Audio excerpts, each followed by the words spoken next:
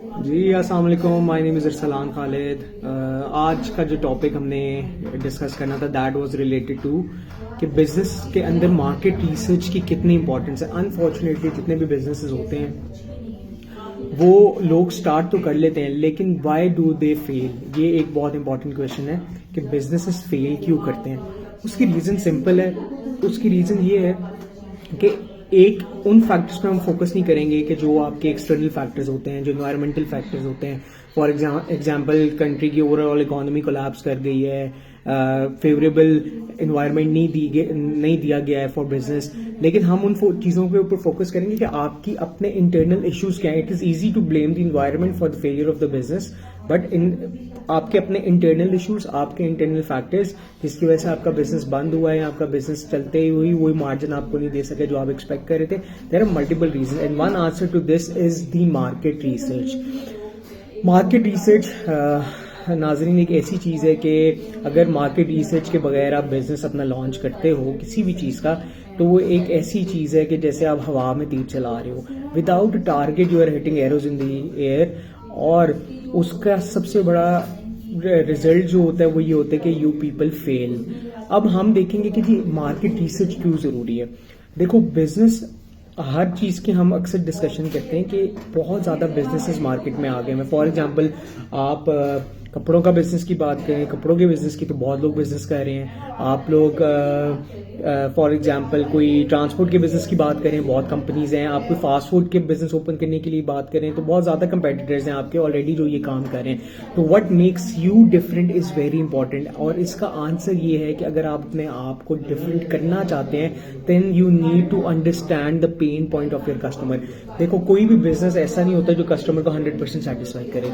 For example एक business है, एक हम एग्जाम्पल कोट करते हैं कि पहले ज़माने के अंदर स्पीडो, अभी भी खैर चल रही है स्पीडो की, अगर हम बस के एग्जाम्पल की बात करें तो सख्त किस्म की कुर्सियाँ होती थी, कोई लॉ एंड प्रॉपर मैकेनिज्म नहीं होता था, कोई ऑडिट नहीं होता था। उसके अंदर एक बस के अंदर 200 बंदा भी चढ़ा होता था, गर्मी के अंदर, सर्दी के अंदर, यानी आपको सांस लेने की जगह नहीं मिल रही होती, बंदे पे बंदा चढ़ा होता था जब तक उसकी कैपेसिटी बस की पूरी नहीं हो जाती थी। अब दूसरा उसका मसला ये था कि उसके स्टॉप्स जो होते थे वो बड़े लिमिटेड होते थे। फॉर एग्जांपल अगर मैंने एक स्टॉप से एक स्टॉप पे जाना था तो मैं आर्य बाजार से दोबारा रिक्शा लेके या कोई और पब्लिक ट्रांसपोर्ट लेके अपने दूसरे घर तक के करीब पहुंचता। तो ख्वारी तो आपकी उधर ही रही, कुछ पैसे बचाने के लिए आपने पब्लिक ट्रांसपोर्ट तो यूज कर ली।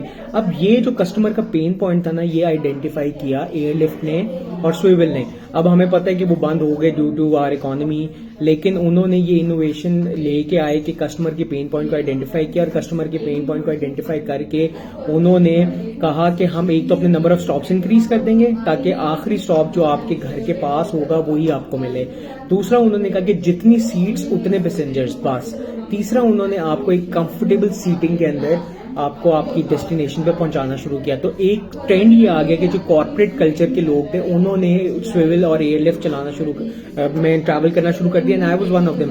सिमिलरली पहले पीली टैक्सी चलती थी, रिक्शे चलते थे, अब रिक्शे अपना वाला किराया मांगता था, पीली टैक्सी वाले अपना किराया मांगते थे।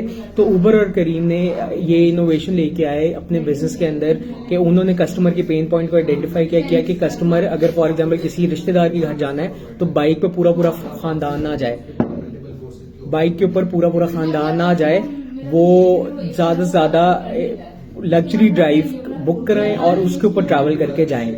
इसी तरह फॉर एग्जांपल आपने एक से दूसरी जगह कम्युनिकेट करना था, पहले आपके घर वालों को भेजते कि जाएं कहीं से रिक्शा पकड़ के लाएं, अब आपके डोर स्टेप के ऊपर गाड़ी आ जाती है उसी पैसों में, उतने ही पैसों में। अब इनके अंदर फर्दर इनोवेशन क्या हुई कि उबर करीम ने अपनी मर्जी से जब उनका पीक फैक्टर लगता था तो रेट चार्ज करते थे।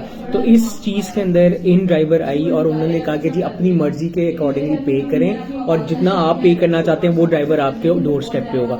तो ये इनोवेशन कौन लेके आया? इन ड्राइवर। अब हर बिजनेस में आप देखेंगे एक कस्टमर के पेन पॉइंट से आइडेंटिफाई करके एक नई इनोवेशन आती है जिसकी वजह से वो बिजनेस सस्टेनेबल मार्केट में होता है, जिस वजह से वो बिजनेस मार्केट में प्रॉफिट कमाता है। तो मार्केट, ये सारी चीजें कस्टमर पेन पॉइंट आइडेंटिफाई करने से लेके इनोवेशन तक, इसके अंदर मार्केट रिसर्च एक बहुत जरूरी एलिमेंट है।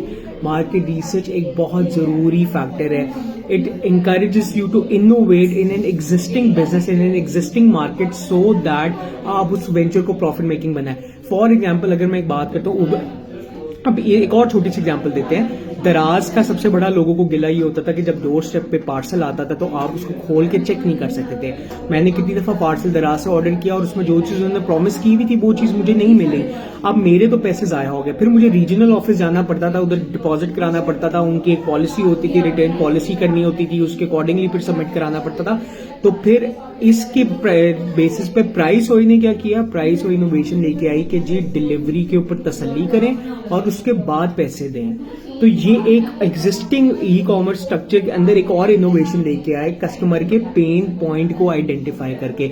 हमने भी यही करना है कि before entering into any business, before entering into any market, before entering into any profession, we need to identify कि उस business profession, उस बिजनेस साइकिल के अंदर कौन से आपके कस्टमर्स हैं और उनके क्या पेन पॉइंट्स हैं। We need to identify those. तो you need to know the customer pain point, and if you quickly hit that customer pain point तो आप innovation करेंगे अपने business में, and that will result into a profitable venture. I hope you like the video. Please share and comment.